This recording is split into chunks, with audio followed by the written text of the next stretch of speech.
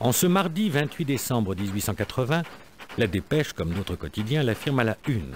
L'enseignement primaire sera gratuit, l'enseignement primaire sera obligatoire. La loi déposée par Jules Ferry le 20 janvier, après des débats tendus, difficiles, a été votée. Jules Ferry a tenu sa promesse faite 10 ans plus tôt, en 1870. Entre toutes les nécessités du temps présent, entre tous les problèmes, j'en choisirai un auquel je consacrerai tout ce que j'ai d'intelligence, tout ce que j'ai d'âme, de cœur, de puissance physique et morale, c'est le problème de l'éducation du peuple. Républicain que l'on dit opportuniste, Jules Ferry n'a pas cessé de vouloir être fidèle aux principes de la Révolution. À celle de 1789 qui a affirmé que les hommes naissent libres et égaux en droit et qui déjà en 1792 emploie le mot d'instituteur. À celle de 1848 qui a voulu, mais en vain, affirmer dans un texte d'Hippolyte Carnot, ministre de l'Instruction publique de la Deuxième République, que l'école publique doit être gratuite et l'enseignement primaire obligatoire pour les enfants des deux sexes de 6 à 13 ans.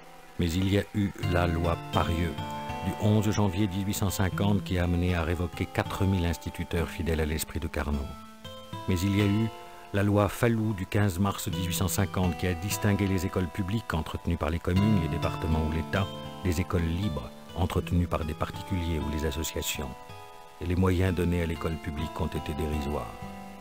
1, 2,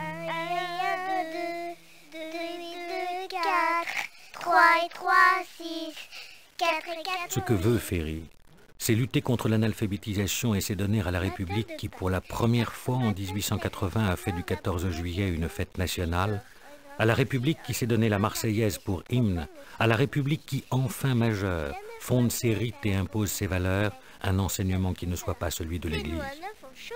L'école primaire est gratuite comme elle est obligatoire.